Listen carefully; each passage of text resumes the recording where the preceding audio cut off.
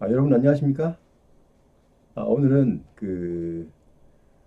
국립묘지, 국립묘지 생전 안장 심사 신청에 대해서 오늘 좀 안내 말씀드리려고 합니다. 왜냐하면 이런 관계된 그러니까 국립묘지 생전 안장 죄송, 죄송합니다.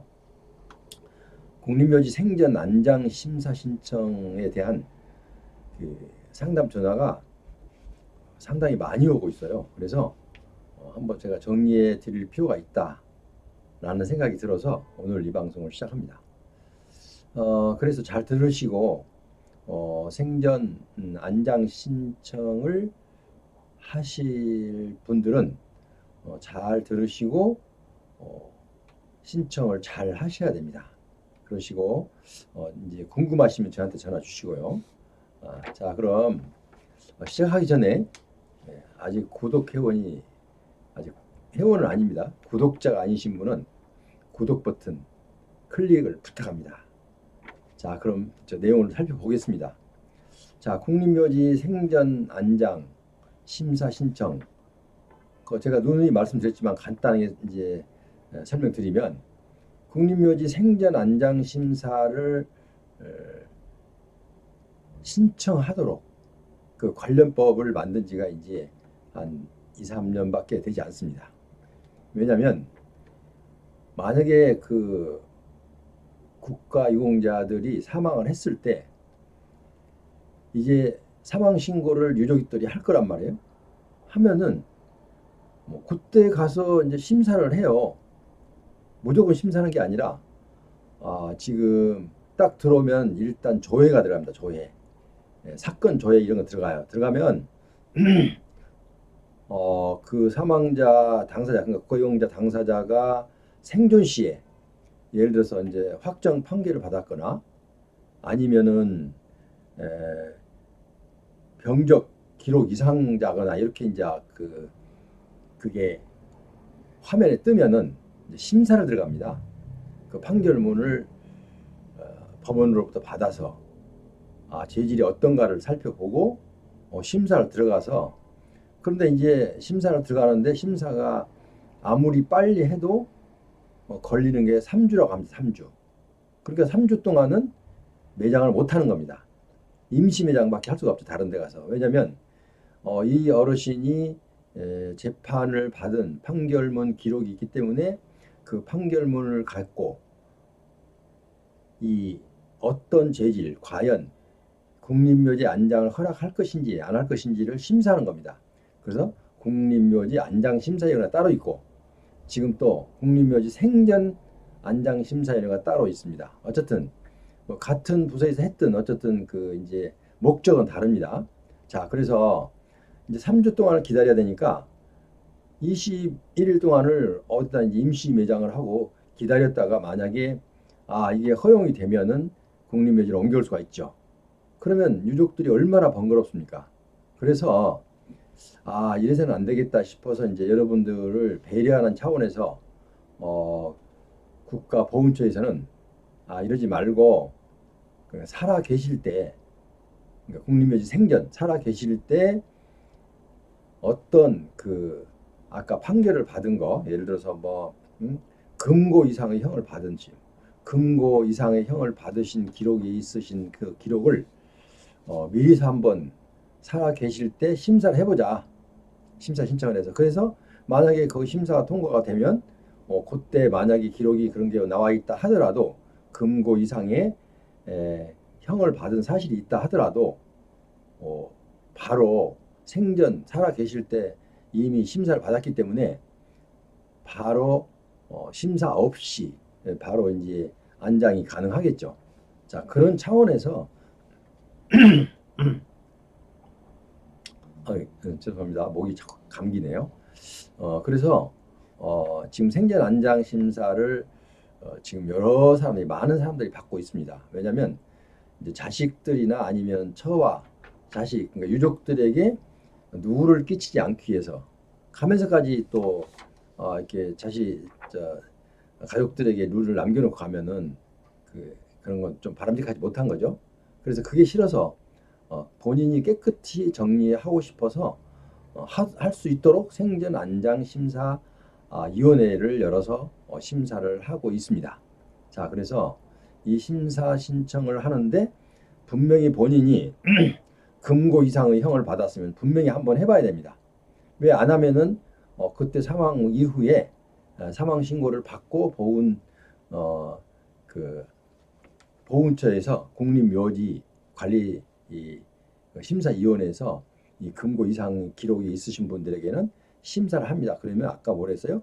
3주가 걸린다고 그래서 심사하는데. 그러면 이제 유족들이 이제 불편함이 뭐 배가 되는 거죠. 그러니까 미리서 생전 안장 심사를 받아보자. 어떤 분들이요? 금고 이상의 형을 받으신 분들, 재판 금고 이상의 형을 받으신 분들이나 혹시 또 뭐 이제 이런 것도 있어요. 병적 기록 이상자. 뭐 병적 기록 이상자야 뭐 예를 들어서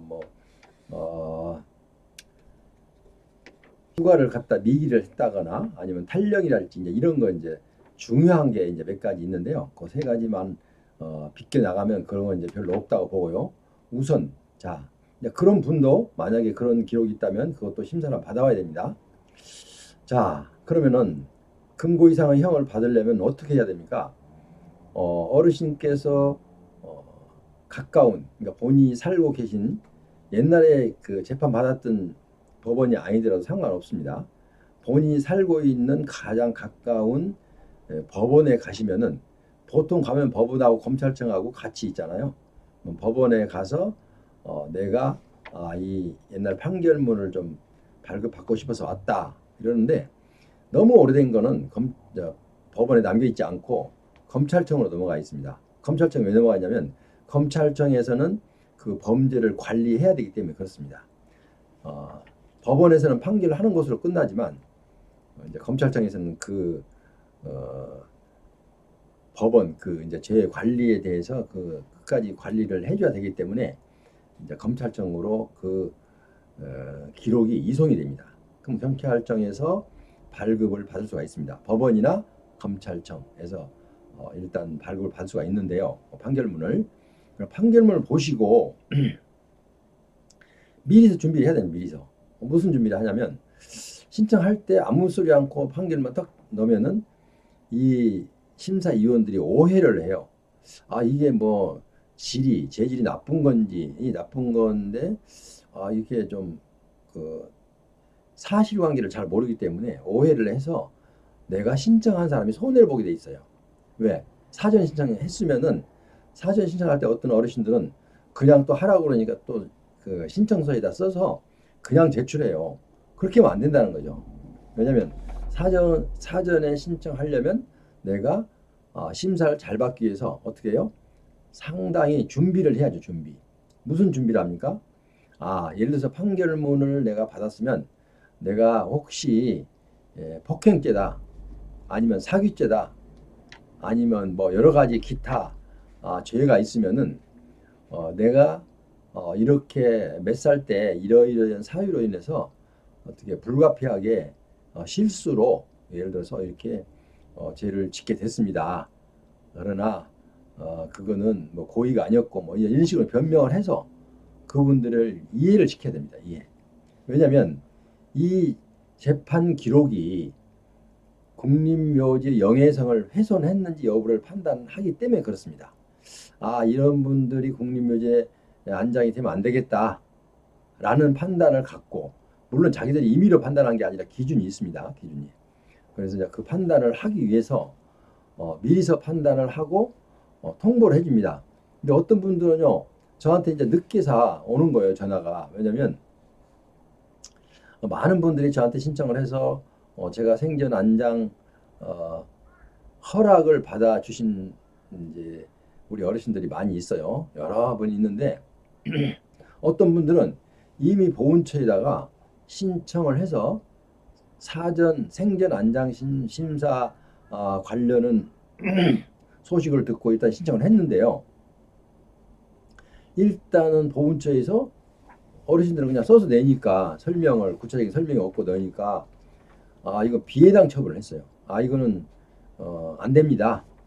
이 재질은 사실은 국립묘지의 영예성을 훼손하는 죄에 속합니다. 그래도 예를 들어서 내가 만약에 징계 기록, 그러니까 금고 이상의 형을 받았는데 제가 기록 지금 그 구제한 사건을 보면요, 금고 이상 징역 1년을 받고 실형을 선고받고 받은 사람도 구제한 사례가 있고, 또 그렇지 않고 이제 집행유예를, 그러니까 징역 1년에 폭행죄 징역 1년에 2년에 이제 그 저걸 받으면은 일단은 구제가 가능성이 있습니다. 그래서 집행유예 2년을 받으면 1년 실형, 집행유예 2년까지 받으면 구제한 사례가 여러 건 있습니다. 그래서 여러분께서도 본인이 신청할 때 자신이 없으면 저한테 상담을 주십시오. 왜냐하면 괜히 자신 없이 써서 넣다가 아까 여기 지금 3번에 보면요, 보훈처 비해당 처분을 받으면 재신청이 불가합니다. 재신청이 불가하고 어떻게 하면 돼요? 90일 이내에 행정심판을 하면 됩니다. 90일. 만약에 근데 90일을 넘어버리면 이제 다시는 신청을 할 수가 없습니다. 그렇기 때문에 그 시간도 맞춰야 되고, 또 만약에 재신청해서 그게 만약에 비해당으로 판정이 돼서 내려오면은 또 행정심판도 준비를 해야 되고, 그러니까 여러 가지가 지금 생전 안장 신청할 때도 준비를 해야 되고, 또 만약에 여기서 한 번에 되면 좋지만 안 되면은 또 이제 행정심판위원회 또 구제 신청을 해야 될 거 아닙니까? 거기서 포기하면 안 되지 않습니까? 그래서 이제 이런 것들을 미연에 사전에 방지하자 이거죠. 사전에. 그래서 항상 무슨 일이든지 그렇잖아요. 사전에 내가 준비가 철저하면 큰 걱정 없이 살아갈 수가 있어요.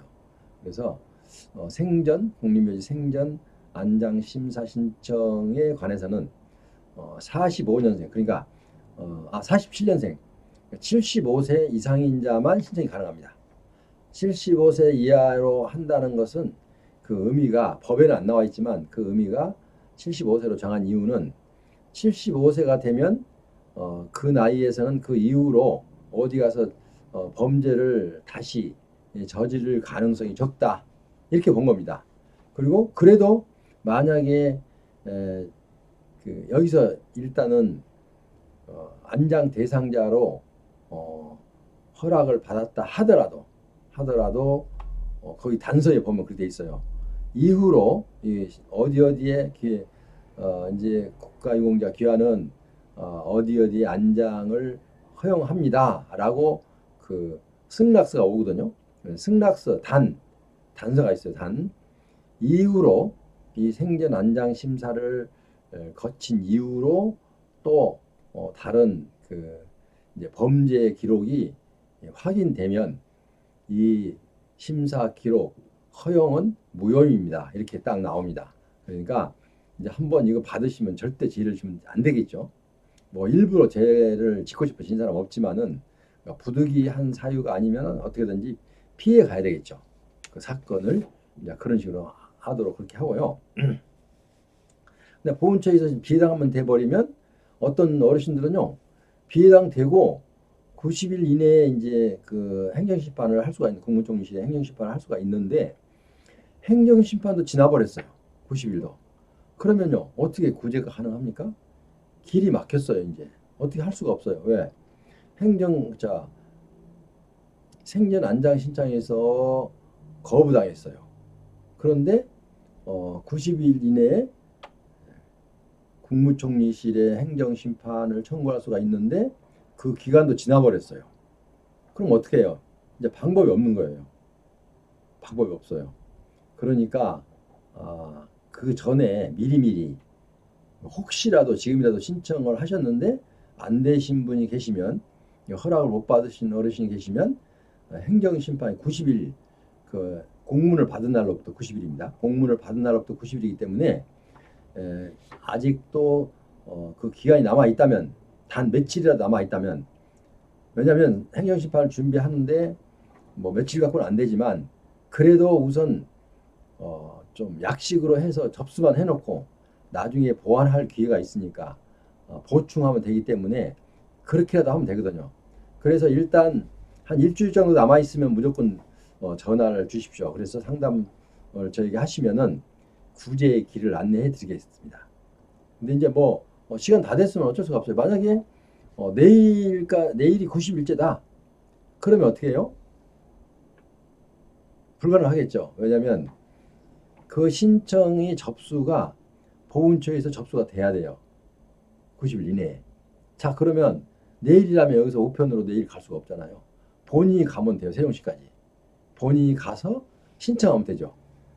그런 예는 그냥 비근한 예를 들었는데 최소한 일주일만 남았어도 저에게 상담을 요청하시면은 제가 도움을 드리겠습니다. 그러니까 여러분께서는 일단 75세 이상인 어르신께서는 생전 안장 심사 신청을 해서 그 판정을 미리서 받아 놓으시라 이렇게 제가 안내 말씀 드리고요. 만약에 신청하는데 어려움이 있거나 도저히 모르겠다. 뭐 쉽지는 않더라고요. 그냥 왜냐면 그 신청서도 있고 또 뭐 이리저리 준비할 서류가 있어요. 근데 그게 준비하는데 좀 어르신께서는 좀 어려울 것 같아요. 그 집에 젊은 사람이 있으면 시켜서 하면 되는데 어쨌든 이렇든 저렇든 아까 여기 지금 화면은 안 나와 있지만 법원이나 검찰청에서 이제 판결문을 봤는데 그 판결문 내용이 금고 이상이면 금고 이상의 형을 선고받은 사실이 있다면 금고 이상의 형을 받은 사실이 있다면 생전 안장 심사는 필히 해야 됩니다.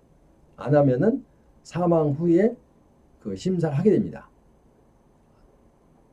알으셨죠?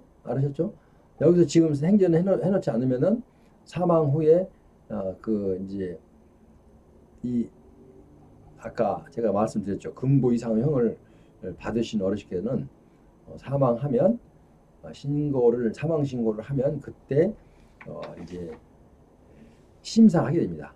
예, 적정한가 안 한가. 그게 얼마 걸려요? 3주 걸려서 3주를 걸리기 때문에 3주는 매장이 불가능합니다.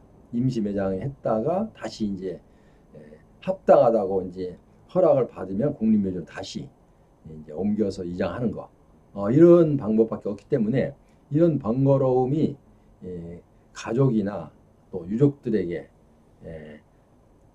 공을 넘겨주지 말고 본인이 해결하고 간다.